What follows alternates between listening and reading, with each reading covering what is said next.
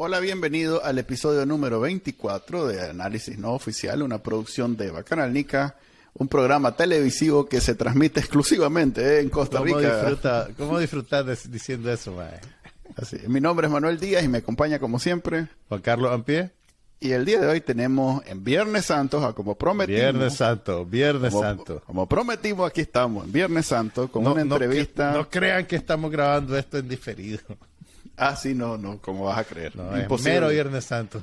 Es más, voy a sacar el periódico. No hay periódico. No puede, como los secuestrados. Sí, voy a sacar el periódico donde dice la fecha, sí. Estamos en Viernes Santo haciendo para ustedes este programa. Podríamos estar en realidad trabajando como cualquier otro día, pero bueno, pongámosle que es un sacrificio en Viernes Santo hacer este programa para ustedes, así que espero lo disfruten. El día de hoy en la entrevista tenemos a Lester Alemán.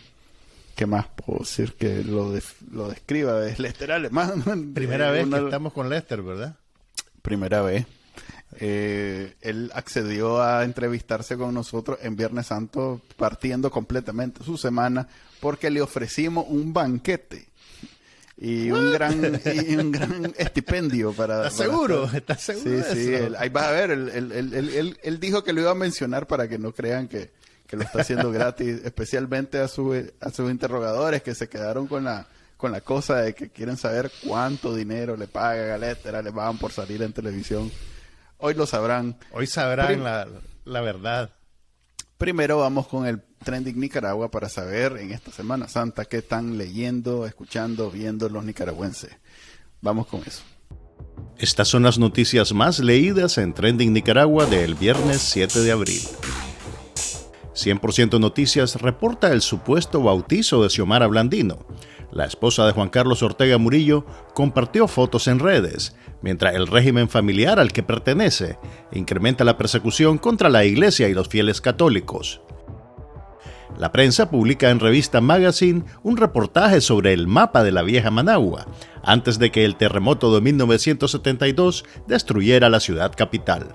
Artículo 66 investiga a la empresa Duroblock S.A., una constructora conectada a Fidel Moreno, secretario de la alcaldía de Managua. Divergentes recoge los incidentes de persecución religiosa perpetrados por la dictadura Ortega Murillo en esta Semana Santa.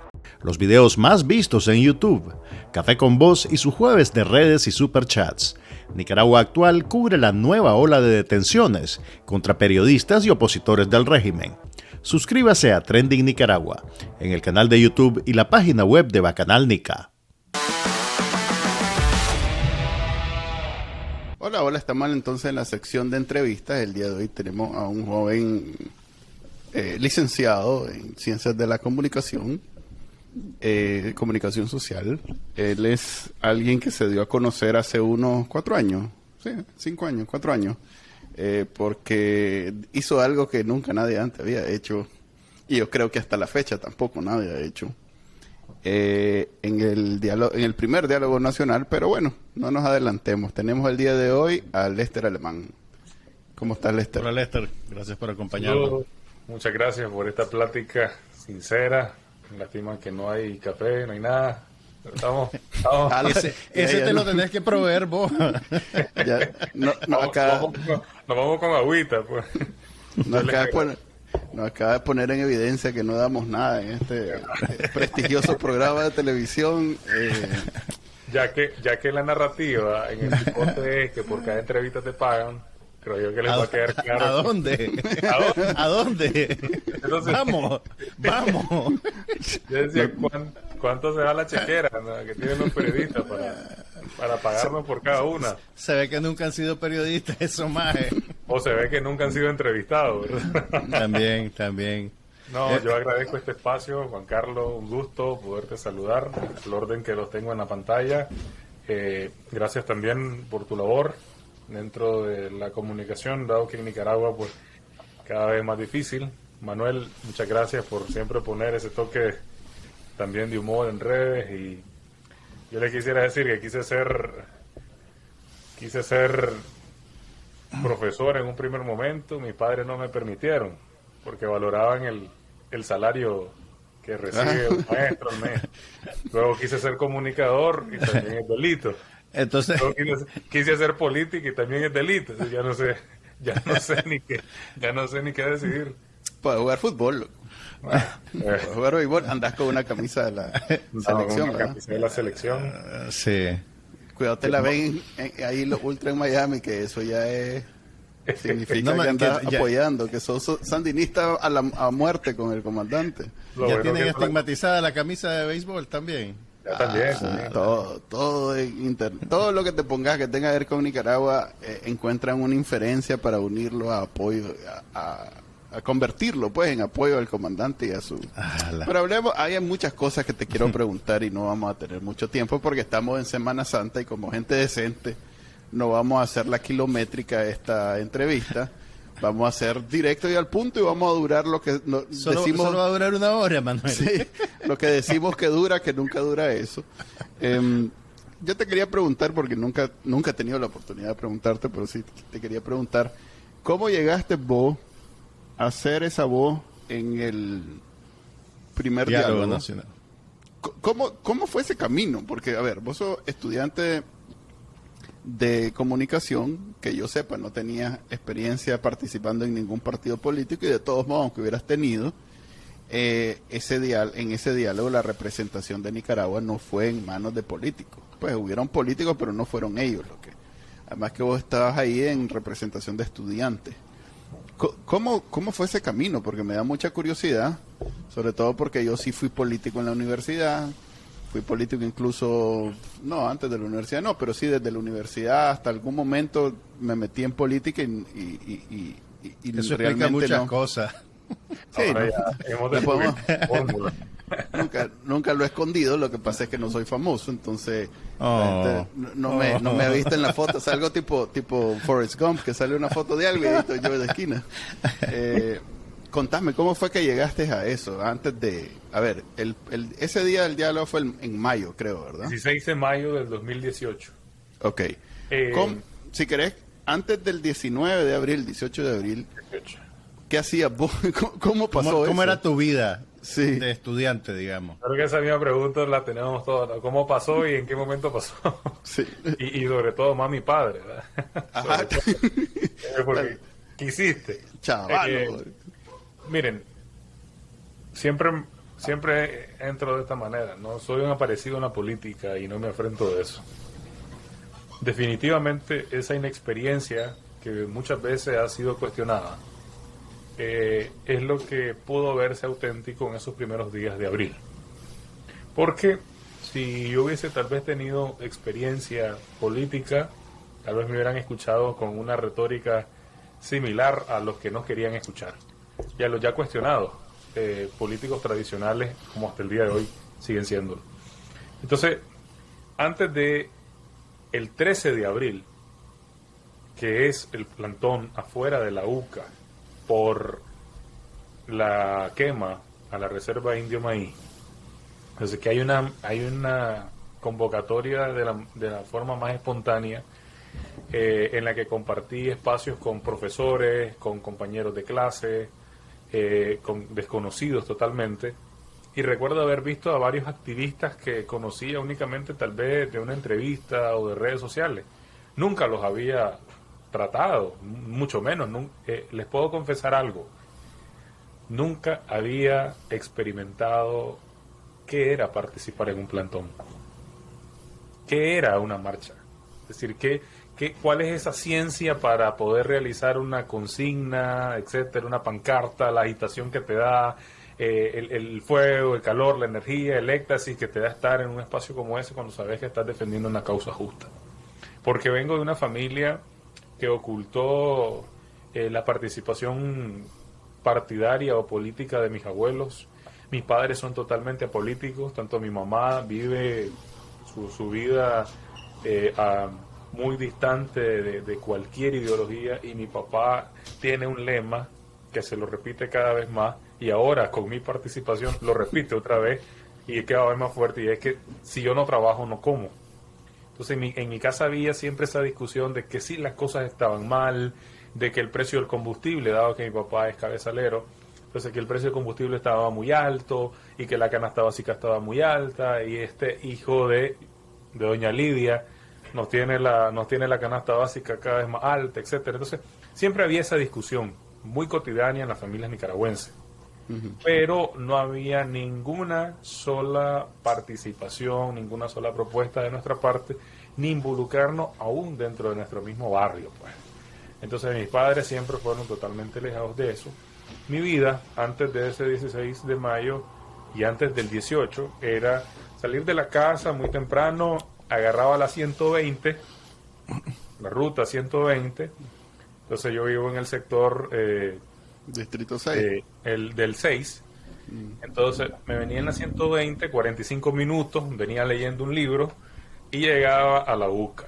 Entonces me bajaba a la UCA, usaba la parada y entonces ya iba con toda la energía, o con todo el sueño tal vez, era en la mañana, y entonces iba a clase. Entonces ahí, dentro de la universidad, les puedo decir que no hacía ningún tipo de participación política, discusión política, ningún involucramiento social, porque tenía como una compensación, y es que mi participación de voluntariados y todo eso, que era muy humano, lo hacía en la iglesia. Y entonces, junto a mi familia, en el sentido ecuménico, habíamos formado un comedor infantil recientemente.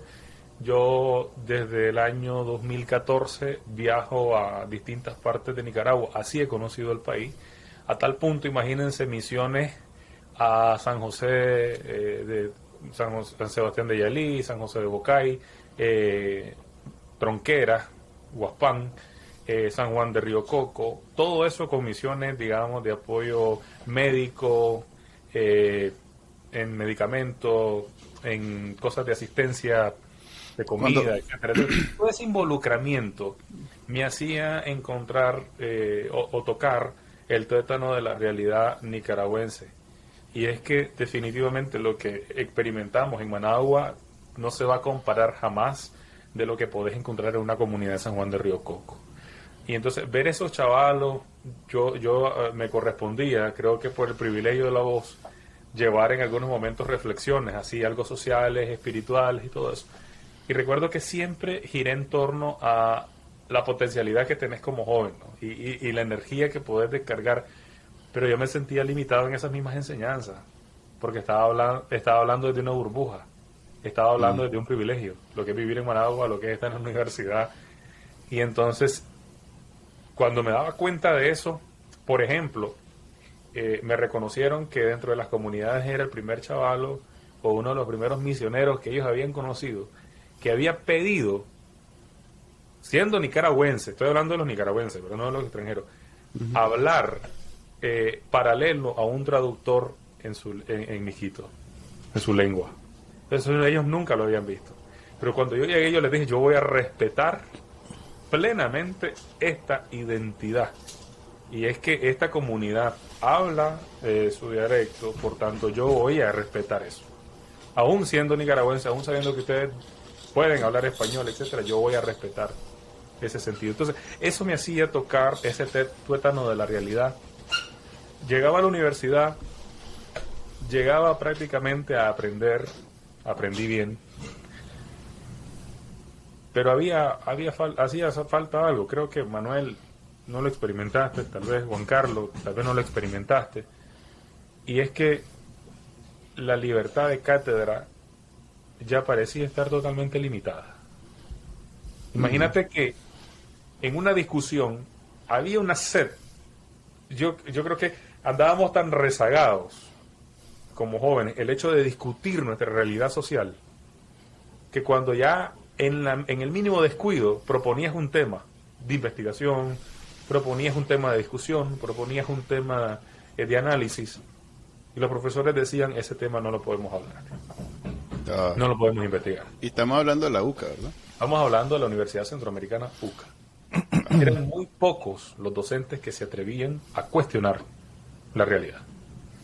Una pregunta, aprovechando que estás hablando de esa experiencia. Todos hemos cometido ese pecado de llamarle a tu generación apática de la política y nos sorprendieron en el 2018 con todo lo que acabas de decir, pues vos sos uno de los símbolos de esa sorpresa. ¿Vos crees que en efecto es una minoría de esta generación la que realmente contra la corriente se interesó en participar o era simplemente estamos malentendiendo a la generación? Yo creo que en un momento se subestimó el hecho de el no involucramiento de la juventud en esa realidad política. Pero yo tengo una crítica a eso, y es que los partidos políticos tradicionales invirtieron su tiempo y su capital para alejar a los jóvenes a hacer política y de hacer política. Nos alejaron con su inversión.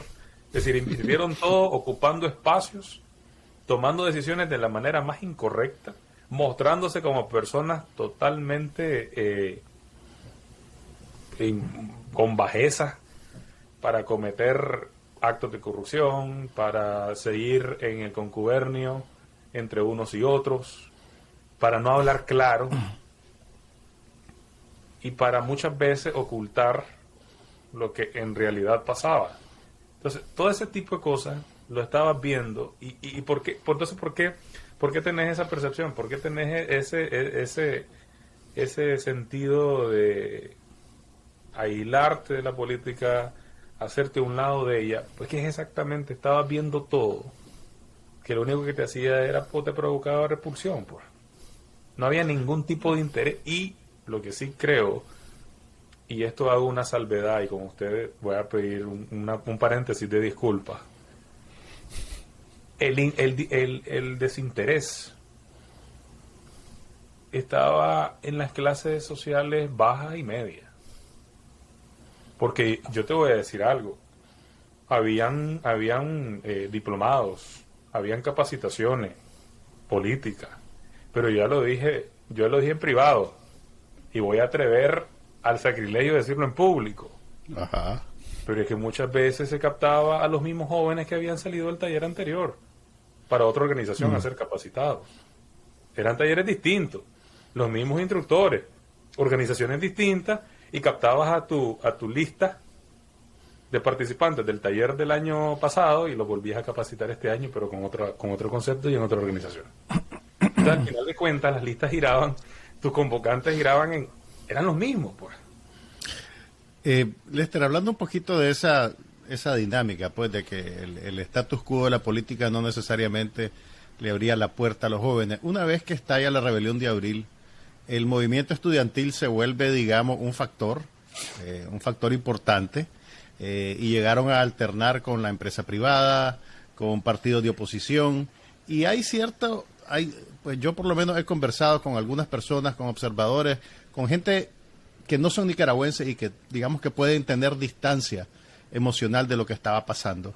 Y un periodista de otro país me dijo que él creía que el empresariado, digamos, el status quo y todos estos otros actores políticos que tenían más experiencia cooptaron al movimiento estudiantil de alguna manera y le bajaron el gas a la rebelión de abril, digamos. ¿Qué pensamos de eso? ¿Vos crees que esa es una interpretación acertada? Bueno, tal vez ya tengo mi corazoncito tan arraigado a los hechos, pero definitivamente las primeras semanas dentro de la Alianza Cívica fue difícil poder sostener una reunión sin discusión. Entonces no estoy hablando de una discusión sana, sino de señalamientos. Entonces era difícil. Las primeras semanas, yo las recuerdo que entraban los representantes del sector privado y lo primero que hacían era cuestionar.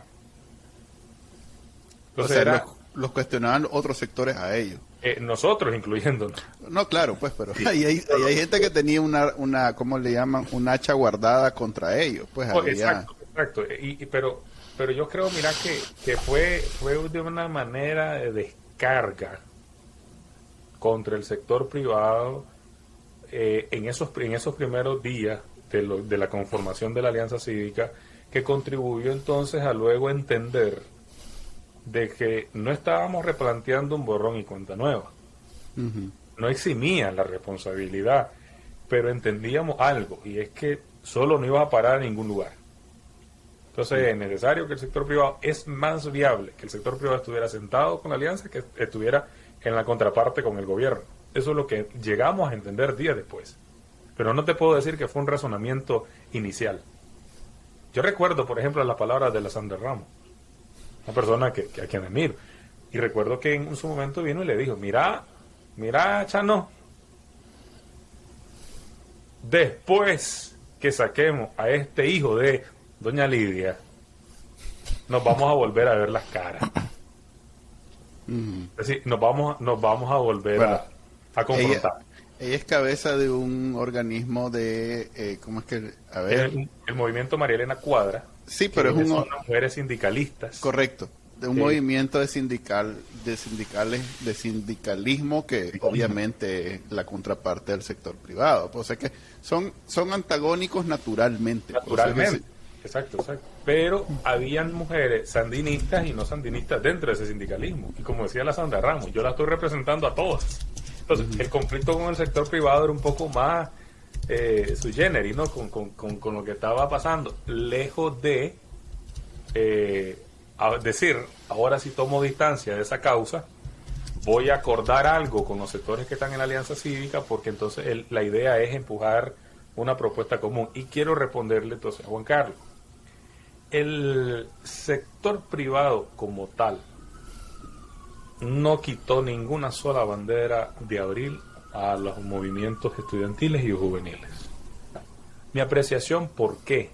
Porque definitivamente muchas de las muestras de manifestaciones, protestas o sublevaciones que hubo posterior al 16 de mayo, que es donde ustedes ven entonces confluir distintos sectores, fue en su mayoría encabezado por los movimientos juveniles y estudiantiles dentro de la alianza. Entonces, yo creería que la discusión de la propuesta de los primeros días del diálogo a la discusión de la propuesta del segundo momento del diálogo, que fue en el año 2019, en marzo, no fue necesariamente porque los empresarios se hayan impuesto, sino entonces porque lo que yo creo que pasó fue que como el tiempo se encargó de que la adrenalina bajara un poco y entender que las propuestas, tenía la palabra y ahorita se me fue, que el sentido maximalista de la solución en el corto tiempo no iba a ser posible.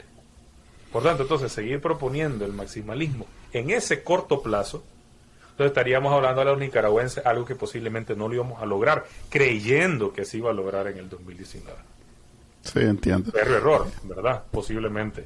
Pero algo que quería, y no quería dejarlo por fuera con ustedes, dado que siento que parece que solo estamos hablando los dos y no va a pasar de Twitter. Pero es que la lógica de los grupos sociales en Nicaragua antes del 2018 era esa capacitación de jóvenes brillantes que son antecesores a mí y les reconozco todos sus esfuerzos. Yo he sido prudente en eso, pero sí cuestiono a quienes capacitaban, y es que muchas veces no salían de esa misma burbuja, aunque fueran jóvenes de distintos partidos políticos o jóvenes apáticos, etcétera. No había una apertura a, por ejemplo, captar jóvenes en universidades, captar jóvenes en barrios, captar jóvenes en buses, etcétera, para que fueran... Pero eso no tiene que ver un poco con encontrar a la gente interesada, porque vos mismo me decís que dentro de tu familia, pues tu padre tiene la actitud que es muy popular en Nicaragua, y no la puedo criticar tampoco, de que yo no me meto en la política porque la política no me alimenta. Entonces yo me imagino que estas organizaciones también tienen un problema, es un problema práctico, reclutar y encontrar gente interesada. Claro. Entonces, tal vez ese era un factor. Lo que pasa entonces es como que mi interés en ese momento, allá hoy ya estamos hablando de otro capítulo, posiblemente es que encontraras, como si veías de otras naturalezas, tampoco lo estoy poniendo, ¿verdad?, como los señores testigos de Jehová en las paradas de buses que van a estar convenciendo de la capacitación. No es esa idea, sino, obviamente, sino que en las universidades, por ejemplo, hubiese esa captación. Yo con esto, fíjate que a la vez de revelarles a ustedes o de decírselo, porque ya los he dicho a varios, este sentimiento de que hubo tal vez falta de interés de mi parte, métodos de captación de la contraparte, es también desconstruir la narrativa del régimen de que todo fue planificado. Es un nivel de absurdo increíble, porque creo que si hubiese sido planificado, otros resultados hubiese tenido, sobre todo el tema de organización. Y con esto hago un salto, brevemente, a lo que estábamos discutiendo, y es que sí hubo, yo lo sentí como un paso de madurez de nuestra parte, movimientos jóvenes y estudiantiles. Aceptar la realidad y era trabajar con todos los sectores. Mi primera alianza que recuerdo hacer con organización ya constituida fue con el movimiento campesino, porque era con quien me identificaba más, con quien estaba cercano. Luego fue con estos sectores sociales. Y de último, yo recuerdo haber encontrado al sector privado ya en alianza. Yo los conocía antes, nunca había hablado con ellos antes. Y es exactamente ese paso de madurez, de aceptar trabajar entre todos los sectores, lo que nos llevó a pegarnos el mayor colorón que tenemos hasta el día de hoy. Y es el hecho entonces de que porque te sentaste con el sector privado representado de la forma organizada, te comenzaron pues a tildar como la Juventud COSEP. Cabe destacar que al igual que en el programa, nunca me he tomado un café de parte del COSEP, pues yo sé que el programa estamos empezándolo, pero le hubiéramos mandado un Uber Eats a Lester. Por favor, Manuel. De Pásame Starbucks. la dirección y una pizza de esa Ya va en solo camino. queso. Ya, Sí. De solo queso. ya va en camino. Tampoco pida chorizo, no se puede, tampoco todo. Hay ahí dos cosas que quería comentar. Por un lado, yo lo pongo de esta manera. En algún momento hubo momentum, que es una palabra maravillosa y encierra grande, es un concepto bien abstracto y muy importante. En algún momento hubo un momentum y creo que el epítome fue precisamente ese primer diálogo para que Daniel Ortega se sintiera realmente presionado y a la defensiva y sin saber qué hacer o por lo menos dudando de que iba a sostenerse donde estaba. Y ese momentum yo siento que el principal responsable por cual lo perdimos es el sector privado. Y si bien estaba de este lado de la acera, pero ese miedo a perderlo todo, que pues es legítimo, todo ser humano que ha acumulado cosas tiene miedo a perder esas cosas que ha acumulado. Y si esas cosas te han permitido vivir una vida de privilegio, obviamente si fueran otro tipo de personas estarían viviendo como misioneros en una selva. Es gente que eso es su misión en la vida y ante el planteamiento de mira, vas a perderlo todo, es un riesgo que existe y que no es poco probable, pero hay que seguir empujando. Y ni siquiera es una cuestión de liderazgo del COSEP, porque yo recuerdo que el liderazgo del COSEP no tenía la capacidad de convocar a todos los empresarios de Nicaragua. Era algo que cada empresario en su trinchera tenía que tomar la decisión y unirse y juntarse, pues. Y cuando ellos comenzaron a irse para atrás en los paros, porque tenían las tomas en las universidades, los tranques en las carreteras, y si a eso le hubiera sumado el paro completamente, ¿cómo es que se llama? Indefinido y general, no es tanto que Daniel Ortega con eso se hubiera caído, pero hubiera contribuido a un sentimiento de Nicaragua de sentirse que ahora sí todos estamos juntos y todos vamos a echarla y vamos a sostenernos hasta que pase. Y al final el golpe al momentum no es que a ellos lo golpeaste, es que nosotros nos detuviste y ya con eso comenzamos a perder terreno.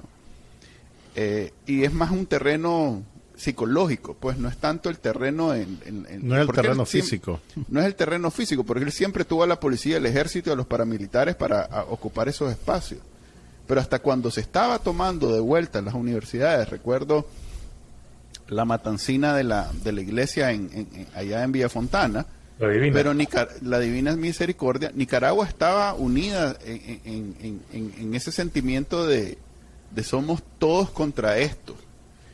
Y ahí fue donde poco a poco ellos fueron, espérate, que no hagamos paro. Es más, yo recuerdo alguna vez haberte dicho, si estos maes no están dispuestos, convocan ustedes, los jóvenes, porque yo siento que el liderazgo que estaba dentro de la alianza perdía su efectividad, pues, porque los empresarios no es como que son soldados, pues, pero alguien tiene que llamar a este sector a que siga en la lucha, porque todos los demás están haciendo su parte, pues. Y ahí es aparte de todo lo demás que sucedió antes de 2018, eso yo creo que es una deuda que nos tienen, que no es que los haga, no diga que son culpables de todo lo que hace Daniel Ortega, pero sí es algo de lo que tienen que pagar algún momento, ya sea moral, física, no sé qué. Y luego, con el tema de participación, es algo que yo siempre repetía cuando era joven, cuando me consideraban joven y era político, hace bastante. Lester no había nacido. Suave, espérate. Puede ser, fíjate que sí. Pero bueno.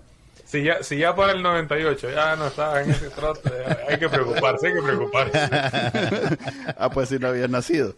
Ese tema ahora se lo escuché a Zaida y vos no lo dijiste, pero creo que está relacionado. Es eso de que los partidos no ceden los espacios a las nuevas generaciones, y es que la política es la actividad participativa por excelencia.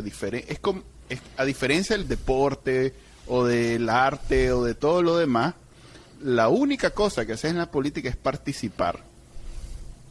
Entonces, si los jóvenes no se meten y no llegan a robarse los espacios y a hacer y a imponerse y a decir, mira, esto es lo que tiene que cambiar, ustedes tienen que hacerlo diferente y nosotros vamos a hacer nuestro movimiento, nuestro grupo, siempre van a haber barreras. Yo no te digo que te van a dejar, sí, hombre, vos vení, te vamos a dar el certificado de partido político juvenil, eso no va a suceder. Pero así como ustedes hicieron esos movimientos juveniles, que surgieron un montón, es la fecha y yo todavía no sé cuántos son en algún momento conté 17, eso era exactamente igual antes del 2018. Esa es la forma, así se juega la política, pues.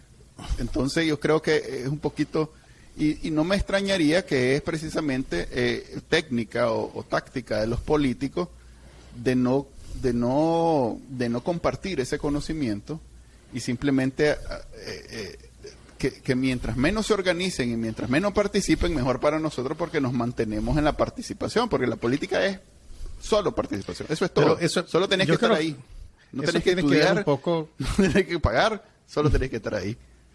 Pero yo creo que eso tiene que ver un poco con el talante caudillista que tiene la política en Nicaragua. Vos podés equiparar la dinámica de Arnoldo Alemán con el PLC con la de Daniel Ortega en el FCLN. Si vos no promueves nuevos liderazgos, nadie te va a retar. Pero ese es el juego de ellos. Exactamente. Sí. Yo lo que sí creería es exactamente que la mesa no está servida, ¿no?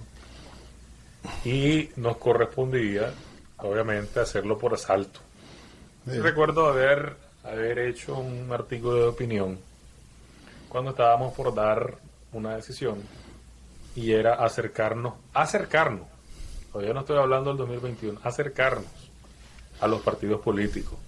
Yo decía que exactamente no hay que dejar la silla vacía porque yo estoy luchando por esa silla y no me la iban a dar, porque condescendencia yo no estoy pidiendo, porque eso es un grave error. Cuando la cuota joven se entiende como condescendencia, como que por la caridad que nos caracteriza, les voy a dar este espacio. Hace algunos días tuve un encuentro donde se dio una reunión, no necesariamente para una organización más, porque creo que la sopa de letras a todos ya nos tienen algo hastiado. Entonces, no fue para eso, pero sí fue para encontrar esas coincidencias de las que tanto hablé estando en la cárcel, con quienes compartí celda, y hablé al momento de salir ya de la cárcel. Y es que lo básico aquí, en esta etapa, es encontrar las coincidencias, porque no agotamos la etapa de la conversación, de conocernos. Es un bendito error, para no decir maldito, un bendito error que cometimos en esos 5 años, viendo en retrospectiva.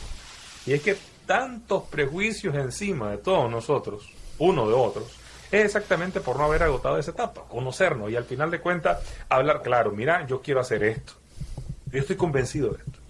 Y en este encuentro, que fue a puerta cerrada, donde hubo varios de los, digamos, de quienes están en organizaciones o quienes ya no están en organizaciones, pero que siguen teniendo ahí su relevancia, y hablaba, recuerdo yo, de que nos vieran en ese espacio como ciudadanos nicaragüenses que anhelan la democracia. Porque siento que muchas veces, cuando a mí me encanta, creo que a varios, a Manuel todavía le fascina el hecho de ser joven, porque es joven. Entonces yo les decía, ¿Y yo qué? Bueno, con todo el respeto. Y entonces yo les decía, véannos como un sujeto que está de manera activa participando en el proceso político. Ya no nos vean como el sujeto de estudio, porque siempre hay que hacer algo para los jóvenes, sí, pero lo primero que tenía que hacer era estudiarlo. ¿Qué están pensando los jóvenes? Y hasta ahí llegaba el qué hacer para el joven. Entonces, ahora, en los partidos políticos, el capital que el movimiento joven estudiantil conservó desde abril, se hizo todo para no verse diluido en partidos políticos. Desafortunadamente pasó algo, y es que el escenario, aunque muy poco probable era electoral. Por tanto, debíamos involucrarnos en un partido político en ese momento ya existente, porque me ponía a pensar, y si lo vas a solicitar, ¿quién te lo da? El mismo que está poniendo las reglas para participar. Yo creo que iba a ser mayor colorón. Y yo les voy a decir, a como en un momento lo dije, posiblemente no hubo eco de eso, pero fue una entrevista radial, en Radio Corporación. Y yo dije que habíamos seleccionado, basado en el principio filosófico, moralista, de todos los males el menos peor. Y así lo dije. Qué honor para los Ceporele. Un saludo a la Exactamente. Ceporele. Exactamente. Doña Quita ya estar orgullosa. Elegimos de todos los males el menos peor. Y recuerdo que eso causó mucha molestia dentro del partido, dentro de Ceporele. Cuando yo dije que habíamos elegido un vehículo, el cual íbamos a necesitar lavarlo, pintarlo, íbamos a quitarle un poco de lo corrosivo, y hasta, recuerdo, íbamos a ponerle el arbolito que venden allá en los semáforos. Para aromatizarlo. Aromatizar algo. Le estás rompiendo el corazón a Manuel Díaz, Lester, pero bueno, seguí. No, a mi tía, yo no soy parte de Ceporele. No, mi tía, aquí te está escuchando mi tía, va a ver. Exactamente, pues, y yo se lo dije, como se lo dije luego en privado, que esa era la visión que nosotros teníamos, porque sí, les puedo asegurar que no veía yo el colorón en el PLC, porque en un momento hubo esa media revueltita que no sé hasta qué punto, imagínate con lo que uno aprende después. Hasta qué punto eso era parte de la Rosa de Guadalupe, pues uno de tantos subcapítulos, que iban a cambiar liderazgo dentro del... Un saludo a María Aide Osuna, que nos está escuchando. Entonces, y que iban a permitir un cambio generacional de liderazgo dentro del PLC. Y yo recuerdo haber sido uno de los que esperaba ansiosamente el cambio. y que iba a ser juvenil. Y te digo algo, y les digo algo, pequé por inocente. Pero, ok, viendo para atrás, Lester, pues yo sé que las cosas no dependían únicamente de vos, pero ¿qué hubiera hecho diferente? Digamos, ahora que tenés un poquito de tiempo y perspectiva que te separa de los hechos. Esa es una curva.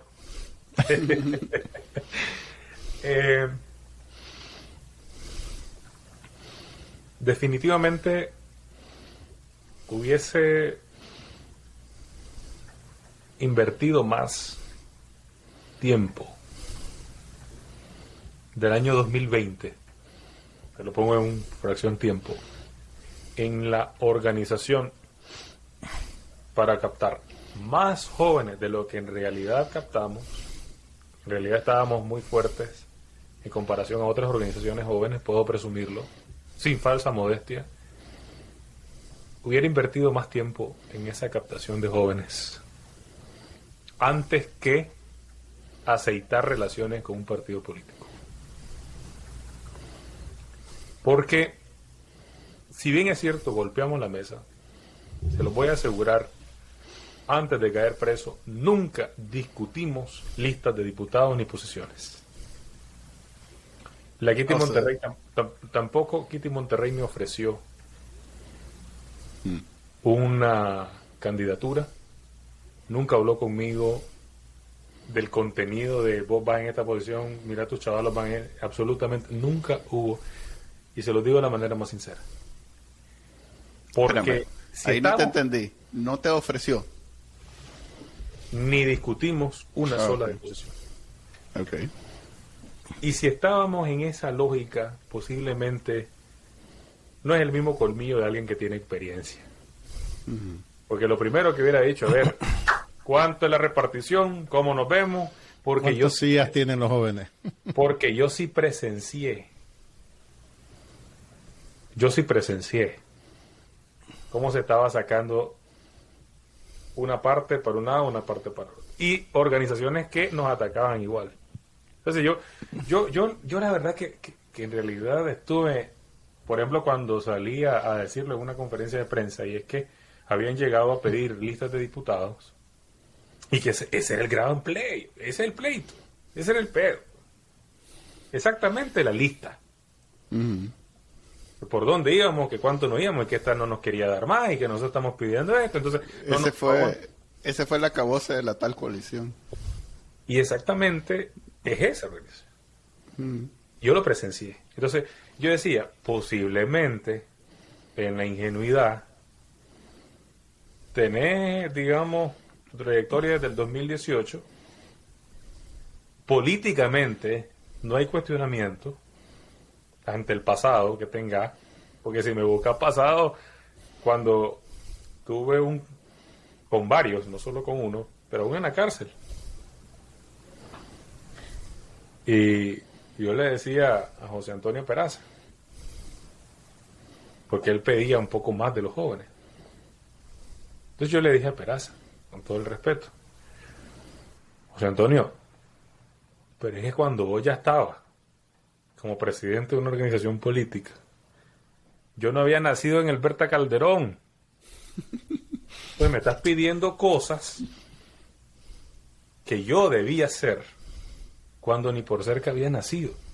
Entonces, me parece todavía un poco como muy descabellado tu petición, pues. Entonces creo que no lo hubiese podido hacer en espermatozoides. No lo iba a hacer así. Entonces, Chalo, no, o sea, Que falta todo voluntad. lo que hice yo. Que falta voluntad. Sí. Con esa actitud no vas a poder, definitivamente. con mi actitud. Pues, No, entonces, exacto. definitivamente, discusiones como esa, creo y espero que esta vez ya adquirí, digamos, más experiencia, tenés a un movimiento estudiantil que ha mutado, ha transformado, ha evolucionado, sea el término que sea, y yo creería que bajo un espíritu político, ¿verdad? Porque así se ha dado a nivel mundial, hay ejemplos de eso, de que si bien es cierto, hubo ocupación de universidades, hubo defensa de las universidades, no desatendés esa agenda, pero entonces encuentro yo que la solución a la crisis política es un involucramiento político. Ahora, Y ese yo quería preguntarte algo un poco más sobre tu experiencia personal, Esther. No tengo muy claras las fechas, tal vez me las va aclarando de pasada, pero vos ya estabas exiliado, digamos, en Estados Unidos y decidiste regresar a Nicaragua. Y ahí fue cuando te detuvieron nuevamente y volviste a convertirte en un prisionero político. ¿Te arrepentí por qué regresaste? Y quiero saber si te arrepentí de haberlo hecho.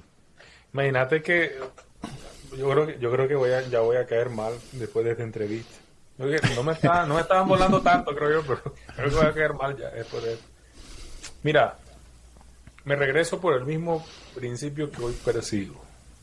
Y es que es necesario hacer política desde fuera. La incidencia internacional hoy contribuye una ganancia mayor que la que contribuía en el 2019. Pero no nos podemos confiar de que los liderazgos políticos en Nicaragua van a hacer política desde fuera. Si ese es el principio, creo que estaríamos cayendo en el primer error. El contexto hoy nos demanda estar fuera. Yo no te puedo hablar de un regreso. Eso es absurdo. Pero a largo plazo, hablarte de únicamente hacer política desde fuera, pues estaríamos cayendo en capítulos ya conocidos. En otras diásporas, que desde fuera pretenden que han gobernado sus países y no hay ningún tipo de conexión con la realidad interna. Por tanto, entonces, es acéfalo. Todo lo que hagas es acéfalo, pues, porque al final de cuentas, aunque seas liderazgo, si no tenés conexión con lo interno, no va a haber ningún solo avance. Entonces, tampoco estoy hablando de carnes de cañones y llevar a la gente a algo de aquel que prometía hay que armarse, hay que ir, hay que armar a estos chavalos. Yo recuerdo que me lo dijo. ¿Quién fue ese? Podemos decirlo, será que le damos mucha publicidad. No, el señor Luis Flay. Oh, no fregué. Decía que teníamos que armarnos. Que como jóvenes nos teníamos que armar. Y yo le decía, señor, pero usted no se ha dado cuenta que ninguno en mi generación he encontrado yo que esté dispuesto a tomar las armas para solucionar esta crisis. Todos compartimos un mismo interés por el proceso pacífico.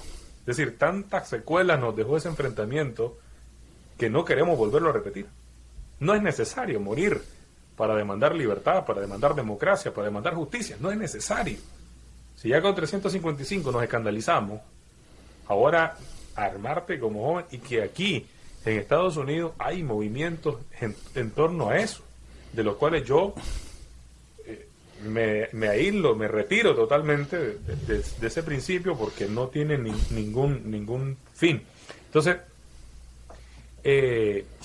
¿por qué me regreso? Septiembre de 2019. Yo había cumplido, digamos, varios meses en reuniones internacionales. Estaban con mucha dificultad de viajar algunos miembros de la alianza, entonces yo estaba uniendo como esa bisagra desde fuera. Pero yo me encuentro, Juan Carlos y Manuel, ya como sin fin, sin propósito, porque hablar desde fuera, yo sentía que eso me estaba haciendo caer en un desgaste personal y emocional. Por tanto, yo recuerdo haberle dicho a mi mamá y a mi papá, tomo la decisión, me voy a regresar. Y lo primero que ellos me dicen, estás loco. Y entonces, no, si es que, pero yo tengo una voluntad y vocación para seguir haciendo lo mínimo que yo pueda y lo máximo que yo pueda para contribuir a esta causa. Y porque yo me considero dispensable totalmente. Un grano más de arena en todo esto. Y recuerdo que ellos se oponen, entonces no le digo a nadie. Pero yo no le digo ni a los muchachos. Espérate, ¿qué edad tenías en ese momento? 21. Esas cosas que vamos a decir. 2 años menos y leo este hijo. Bueno, Lo amarras a la pata de la cama. Sí, sí. Imagínate para el diálogo con 20. Y mi mamá mi mamá lo único que hizo fue callar, porque bueno, apoyó de cierta medida, pero se opuso a todo, creería yo. Sí. Entonces yo tomo la decisión, no le digo a nadie y regreso simple y llanamente para entonces ahora contribuir desde dentro. Tomé, como lo dije, muchos riesgos y todo lo iba a administrar yo. Cuando yo llego al aeropuerto, exactamente yo quería remarcar que yo no estaba invitando a nadie a regresar. Mi regreso no era una invitación a nadie. Porque entonces, si bien es cierto, el nivel de exposición público me daba un cierto nivel de salvedad, era también un alto nivel de riesgo.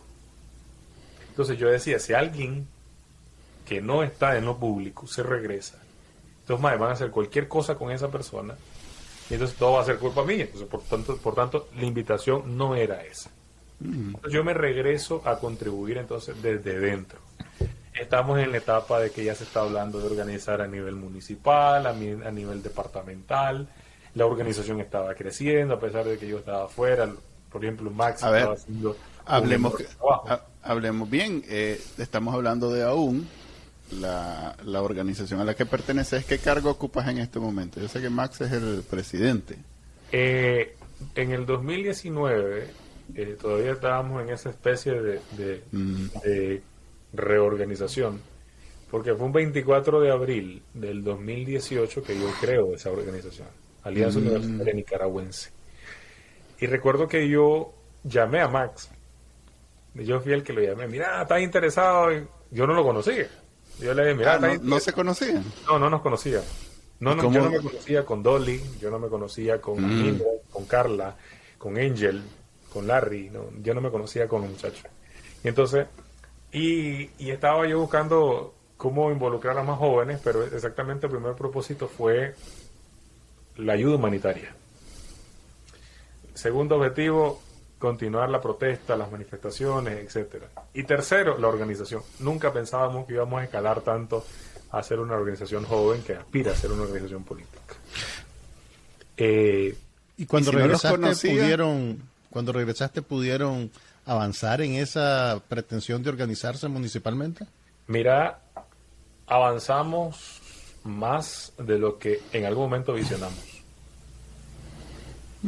Definitivamente, porque logramos entonces que dentro aún de las representaciones que se estaban preparando, te voy a hacer un salto rápido, para el 2021, en la Alianza Ciudadanos por la Libertad hubiesen jóvenes de aún en la directiva. Entonces, nuestra propuesta era que el nivel organizativo de la juventud, uno, que te daba la fuerza de golpear la mesa. 2, que te permitía totalmente conexión con los distintos territorios, digamos, que viven realidades meramente diferentes. Y tercero, era ese involucramiento que lo trazamos, fuimos cuestionados cuando lo dije públicamente en el 2018, y es que íbamos a organizar a jóvenes universitarios y no necesariamente universitarios. Porque había cierta visión sectaria de que los movimientos estudiantiles eran para estudiantes. Entonces yo me cuestioné, y recuerdo haberle compartido ese cuestionamiento, por ejemplo, a Dolly, a Douglas, a Max, a Harley, que en su momento estaba, entonces que eran jóvenes, digamos, que estábamos asumiendo distintas representaciones en la alianza, en lo que se iba a hacer luego la unidad nacional. Nosotros ayudábamos a esa creación.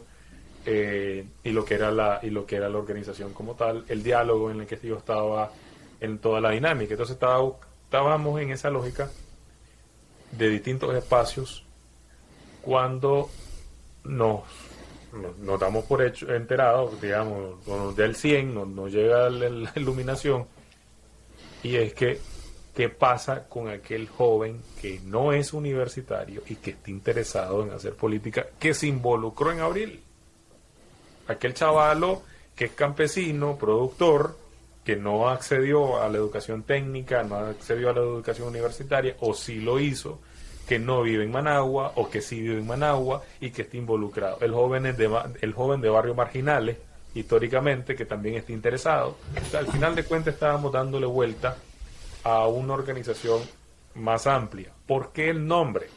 En un momento lo discutimos porque todos los que estábamos en un inicio y que le dimos vida aún éramos universitarios. Yo recuerdo la primera reunión de 27 chavalos de distintas universidades. Te estoy incluyendo toditas las privadas casi, digamos, así como de nombres reconocidos. La UNAM. ¿Sabes que todos esos garajes ahí en Bolonia, no? La garaje. Barba. No teníamos contacto. Sos vos el que lo pulgares, yo no. No teníamos contacto con alguna de esas. Pero estábamos buscándolo. Yo me acuerdo una estadística ya vieja, pero que a mí me abrió los ojos, que en Nicaragua de cada 100 jóvenes que se bachilleran, solo 2 entran a la universidad.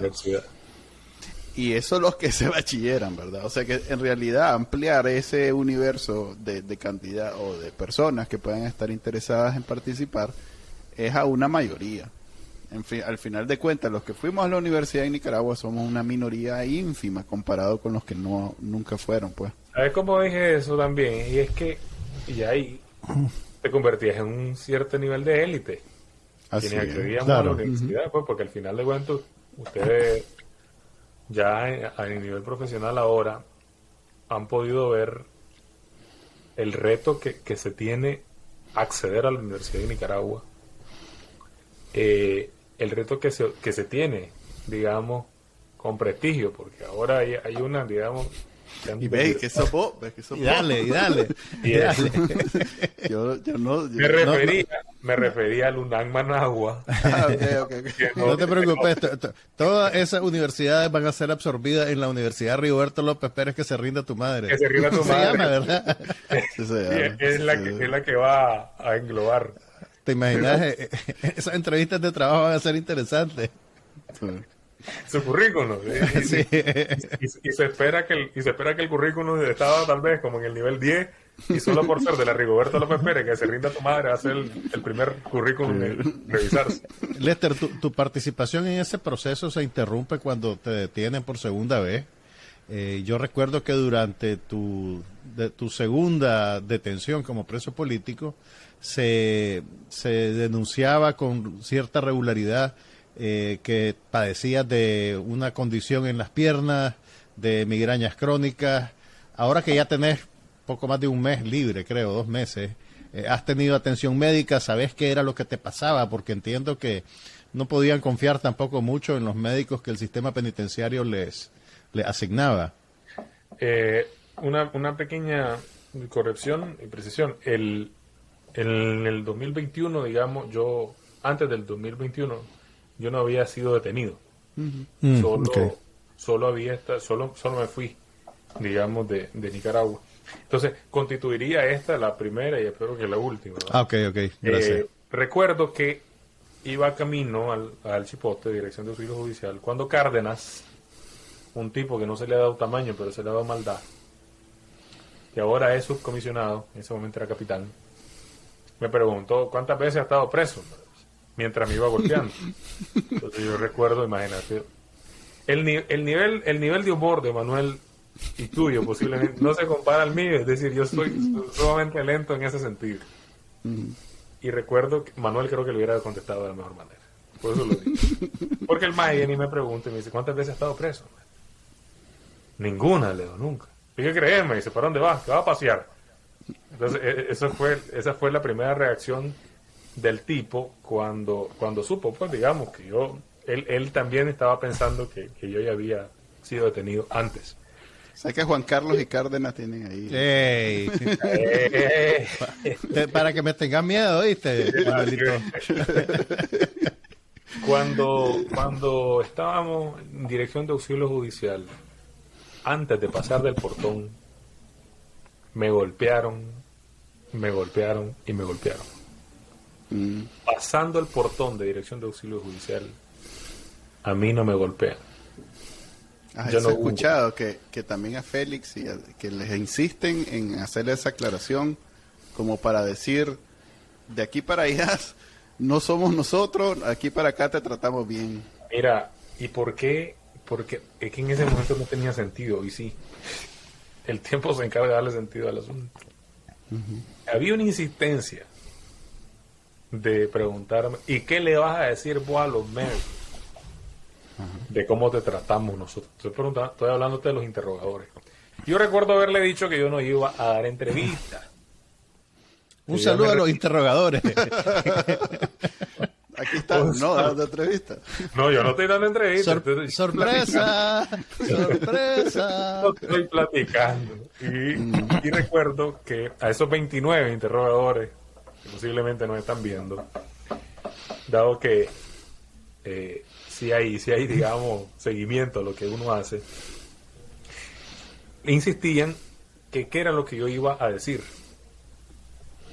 Va a decir que me te torturamos. Va a decir que, entonces le digo, lo que ustedes hagan es lo que yo voy a decirle a mi familia. Resulta que el primer mes, en medio de la condición, yo estuve con Miguel Mendoza más de 80 días juntos en la celda de castigo, que es la totalmente sellada 2x2. Y les puedo decir que ha avanzado un mes y 2 días, mes 5 días, llevaba muy claro el conteo, cuando de repente yo estoy en la litera superior y yo le pido a Miguel Mendoza que me ayude a bajar, y me dice, ¿qué te pasó, flaco? Entonces me dice, ¿qué te pasó? ¿Te sentís mal? Le digo, no puedo moverme. Y yo le hacía todo el mayor esfuerzo de mover mi pierna para bajar con cualquier normalidad. Entonces me ayuda Miguel a bajar y le digo, mira, no puedo caminar, me duele la pierna. No había pasado nada. Y entonces, en lo que estábamos platicando, ya me llegan a sacar a los interrogatorios, que era de costumbre, 3, 4 al día, en los primeros meses, como juguete nuevo. Y entonces, no puedo caminar, ayúdenme. Me ayudaron, caminar como pueda. Yo comienzo a falsear la pierna. Cuando yo llego al interrogatorio, me preguntan que qué tengo en la pierna. Entonces les digo que yo no tengo respuesta, que solo me duele, etcétera. Regreso a la celda y esa noche yo ya no puedo escalar la celda, y lo que hago es agarro el colchón. Bueno, la colchoneta era así, delgadita. Para los que nos están oyendo, como una pulgada de grosor. Tipo toalla era realmente. Iba a decir de otra manera, porque es que en realidad, mira, es que la tenían reservada. Imagínate que la amarraron, a ver si ustedes me ayudan, porque la vez pasada también con Miguel cometí la ignorancia de no saber cómo se llama el tapetito ahí que se utiliza para hacer yoga. Háganme el favor. Ajá, el mat. Sí, el mat de yoga. En inglés tapetito. pues le dicen mat. El tapete, mat, sí. El mat o tapetito para hacer yoga, pues el tapete ese que se utiliza. Le quedaba grueso todavía. A la ancha. La puchica. Y era la Una mitad toalla, era la mitad de mi cuerpo. Ya. Entonces, en comparación a la de Miguel Mendoza, la de Miguel Mendoza era un indufón, malún, etcétera. Miren, y yo no me puedo subir. Entonces yo lo que hago es tirarme. Había un grave problema, y es que si yo me tiraba, el único espacio que había para hacerlo era exactamente menos de 1 metro, enfrente exactamente del hueco donde hacíamos nuestras necesidades. Entonces el olor era un poco desagradable. Por tanto, yo lo que hice fue a recostarme en la puerta, que era totalmente de lámina, sellada, y como semi-sentado. Así dormía, porque yo ya no me podía mover. Es decir, yo ya no tenía la agilidad de... ¿Qué sentía? Desgarro en el área de la cadera y el fémur de la pierna derecha. Llegué en un momento a sentir el ardor en el testículo derecho. Luego se me pasó el entumecimiento, era como inmovilizado totalmente el músculo, solo en el área superior, sí, de la pierna, que no me recorría hasta el talón, digamos, pero sí todo el área superior. Y entonces un momento sentía como problemas en el área inguinal. Entonces yo decía, ¿será que esto es una hernia? ¿Qué pasará? Pero me duele la cadera. Entonces cuando yo me acostaba o me recostaba en la puerta, sentía un poco de alivio si presionaba el músculo, el glúteo, digamos, al sentarme.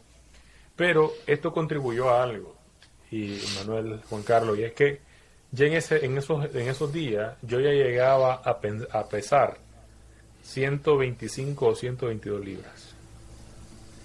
Yo bajé de peso, pero de una manera muy rápida. Yo pierdo peso, me complico de la pierna.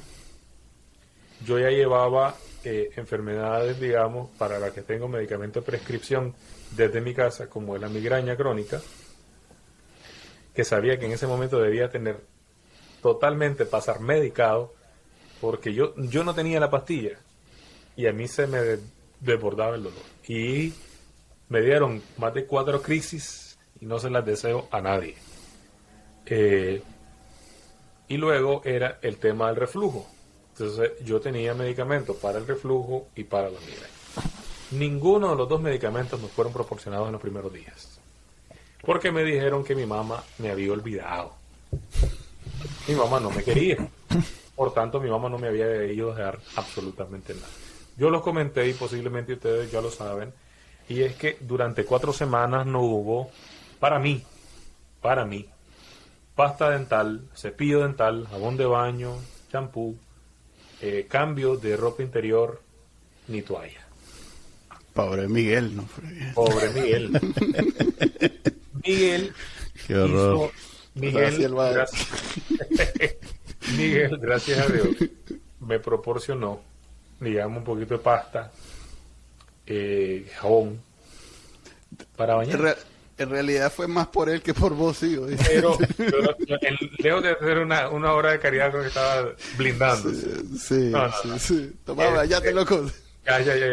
Resulta que después la tensión de la pierna, digamos, fue así como... En un momento creían que me estaba haciendo el loco cuando el dolor de la pierna, porque ese era como un boleto de salida para que te sacaran de la de castigo y te llevaran a otra celda, etcétera. Y les voy a confesar algo, porque no lo he dicho, Miguel tampoco lo ha dicho. Y es que en un momento, a nosotros, con una alegría que nos llenamos ese día, agarren sus cosas, voy para mi casa, pero no esto. Cuando nos dicen agarren nuestras cosas, era que íbamos a la otra celda, es decir, la de al lado, que era igual de castigo. Ay, Dios mío, bueno, pasamos con nuestras cosas, aquella alegrón de burro, primera vez que puedo decirles que lo viví en carne propia, alegrón de burro, azotón de macho. Y entonces abren la puerta y dicen, a ver, métanse de aquí. Y yo me volteé a ver con Miguel y yo, el gran puto. Pero bueno, imagínate que era solo pasar de puerta a puerta y me tenían que y era la misma celda. Era el mismo tipo de celda. El mismo tipo de celda. Entonces, solo que cambiaba el número. Estábamos en la 9 y nos pasaron a la 8. Solo para que te des una idea. Pero para pasarnos a esa celda, uno de los custodios con la mano aquí, para que yo no levantara ni viera el paisaje que había en solo paredes, y enchachado hacia atrás. Me iba a correr. Y entonces, bueno, ya abren, la puerta totalmente sellada. ¿Cuánto pasamos? Y ahí no hemos ido al baño a hacer nuestras necesidades, únicamente nos bañamos. Y no le estoy mintiendo antes que Manuel me interrumpa. Nosotros nos bañamos. Ajá. Y el hueco se taquea. Eso es que lo habían taqueado antes y para echarle el clavo ustedes los metieron. Nos pasan ahí. Sí. Ustedes saben, y esto yo no lo he dicho, pero definitivamente que no nos abrieron la ventana. Saben que agarramos las mascarillas y nos la pusimos. Yo no digo que guardo rencor porque no lo he querido hacer. Vos guardarlo, bro. Si alguien tiene derecho a guardar rencor son ustedes. Pero todos los sí presos políticos. hay algo que a esa señora yo se lo tengo pendiente. Y es Meterle un... es que cómo es posible, es decir, cómo es posible que nos llevaba ¿Cuánto tiempo pasaron así vos? 3 días. Ah, No te podías bañar y no podías ir al baño. y se rebalsó al piso, porque era un Sí, mando Manuel, del piso, ¿no? ¿De verdad querés saberlo? Espérate, hay que ser preciso en estos temas. Estaba una cejita algo alta que marcaba Sí, ajá, el hoyo. el tiempo del agujero y del otro piso, digamos, de la cama, etcétera. Y por eso no se pasó. Ah, ok. Ala. Pero ¿Cómo? después de eso, es decir, eso creo que el sentido inhumano de que es un lugar sellado, que no te permiten al menos abrir una puertecita para que ventiles un poco tu nariz. Entonces yo lo que hacía era que en la rendija pegaba la nariz, absorbí un poco y me sentaba. Y entonces, y Miguel insoportable, como, ya no aguanto, y comer ahí. Entonces, Claro. eso hace que cuando yo salga al interrogatorio de ese día, yo iba haciendo lo posible por respirar, ¿no? Ibas contento. Iba contento. Y iba por el Nunca- primer día de escuela. ¿Nunca te vio un especialista? ¿Nunca te dijeron qué era lo que tenías? A eso voy. Y recuerdo muy bien eso porque el tercer día del taqueo me sacan de repente a un interrogatorio. Y en el interrogatorio me les desvanecí. En el interrogatorio yo, es la primera vez que puedo decir, me desmayo. Yo no sabía qué era eso. Yo me fui de lado y caí. Entonces el interrogatorio, yo recuerdo a la interrogadora hablarme y decirme, no te durmas, Lester, no me dejes de hablar, no te durmas. Me desmayé. Me levantan, es lo que creo, me levantan y yo vuelvo en sí cuando voy caminando, pues renqueando, arrastrándome un poco, pero me llevan sujetado de los hombros, de las axilas, perdón, me llevan alzado 2 custodios y me llevan a la celda. Ok. Me llevan a la celda y le dicen a Miguel, mira, buscaba cómo verlo. Recuerdo que Miguel me dice, viejo, ¿qué te pasó? Viejo, flaco, así nosotros, viejo, flaco, viejo, ¿qué te pasó? Me dice. Entonces yo recuerdo haberlo visto y decirle, Miguel, no aguanto.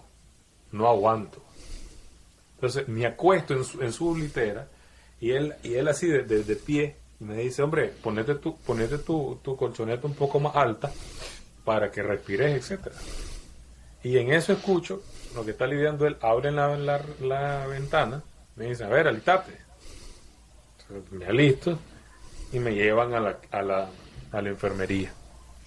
Cuando me llevan a la enfermería, dicen que había sido un vértigo.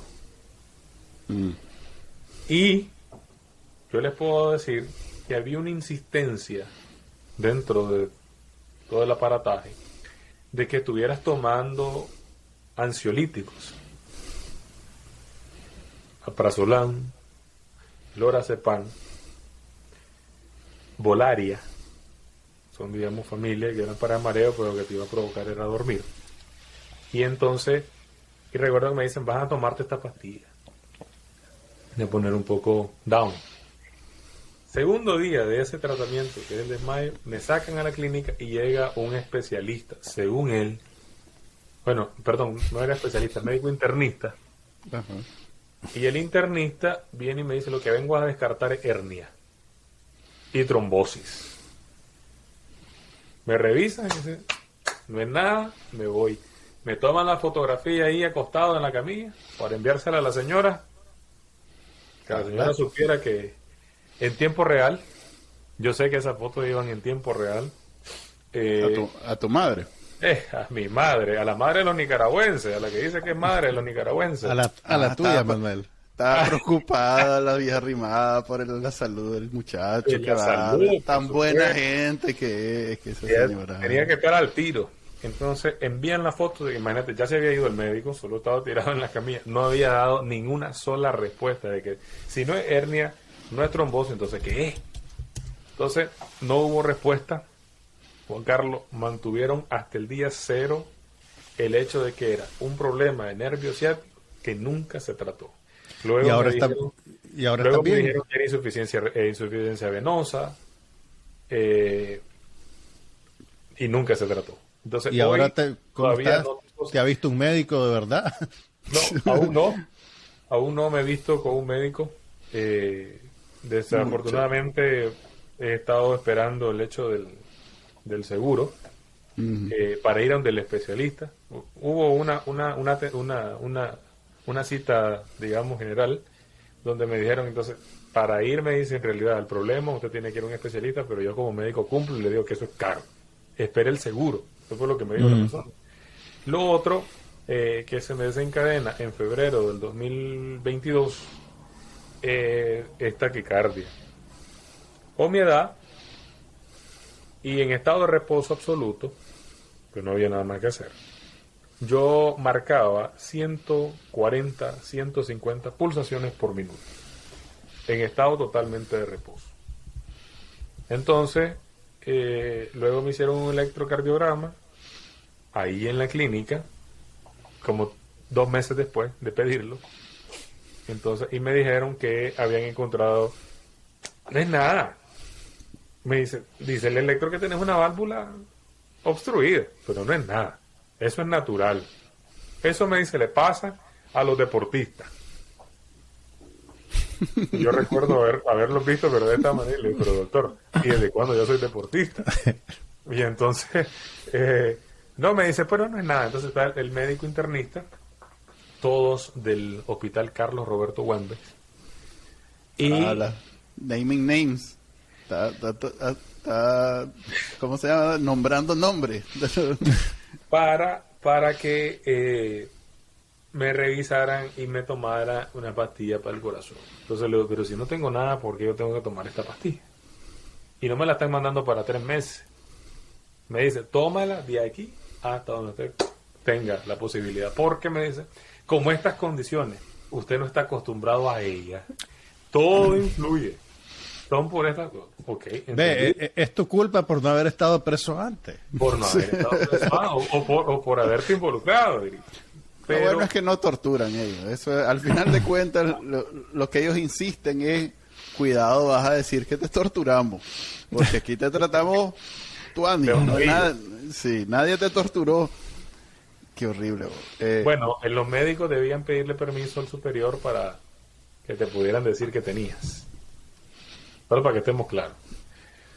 Necesito que me valore, doctor. Mire que esto y esto.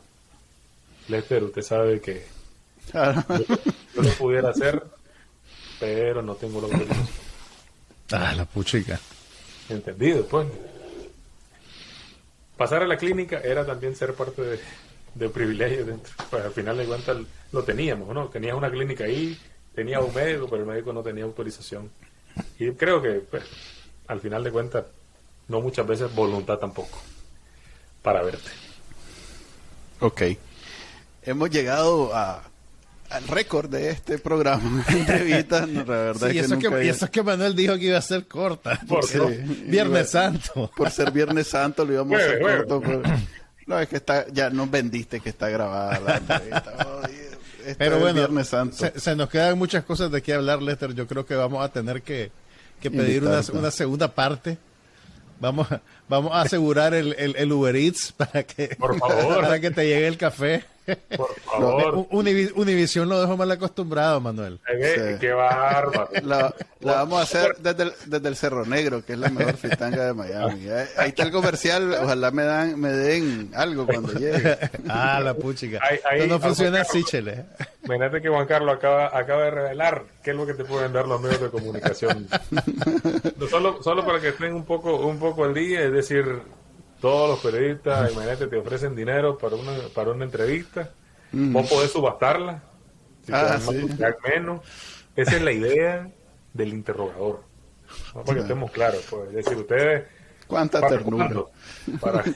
Cuánta ternura. Sí, les vamos a aclarar, nosotros ni pagamos ni nos pagan, todo lo hacemos por los clics, como se dice, como los influencers.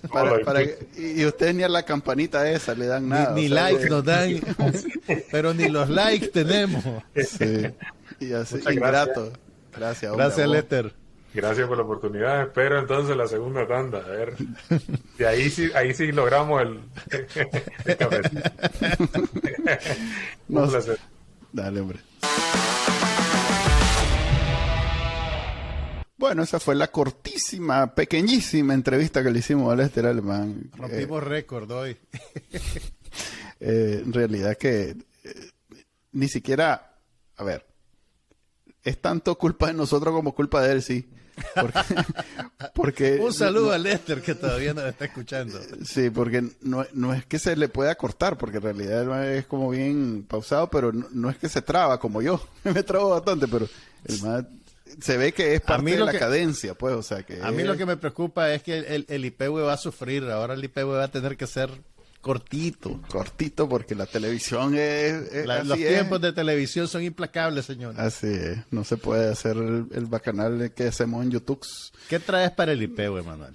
El día de hoy en el IPW quería hablar de algo que me pasó esta semana. Un testimonio. A ver, dale, Manuel. Testimonio. A ver, mira, andan aquí en Houston, que es donde vivo yo, en mi pueblo, anda Miguel Mendoza.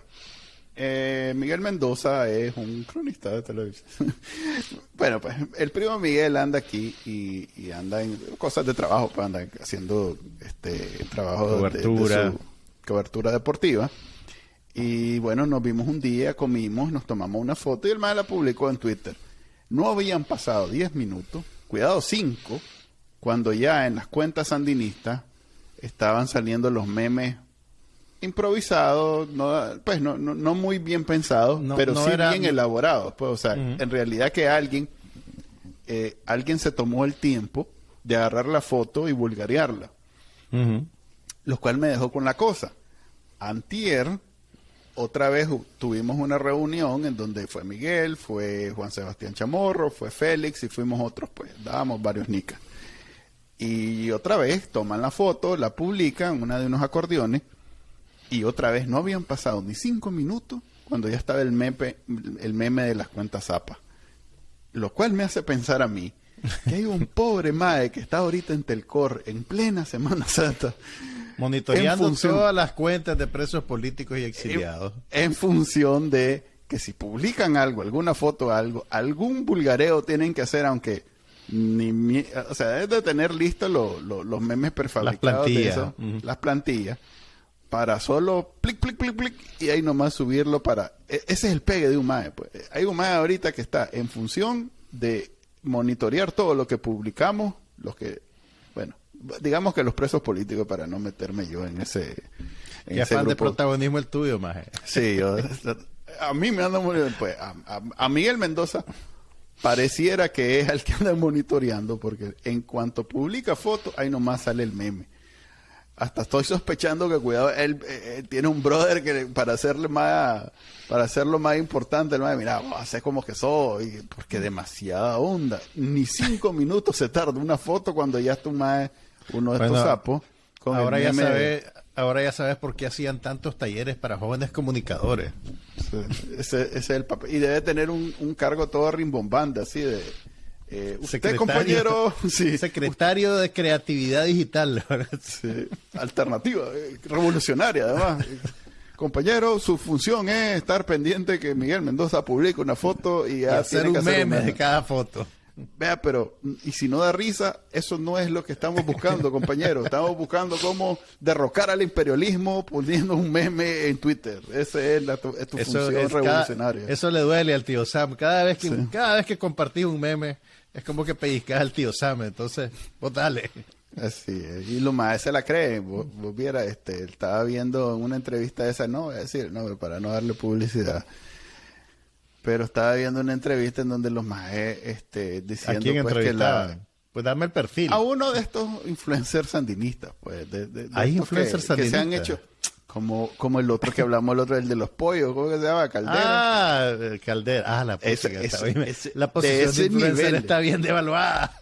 Ese nivel estamos hablando. Entonces, Ok. Estaba diciendo a un influencer sandinista. a un influencer sandinista, estaba diciendo el mae que la lucha revolucionaria, así pues, vos sabes, con ese lenguaje todo ochentero, en estos tiempos las trincheras están en las barricadas, están en internet, y entonces ellos son guerrilleros de estos tiempos porque no se dejan avasallar por el imperialismo, y entonces publican un meme. Entonces, siempre y cuando la recarga llegue a tiempo.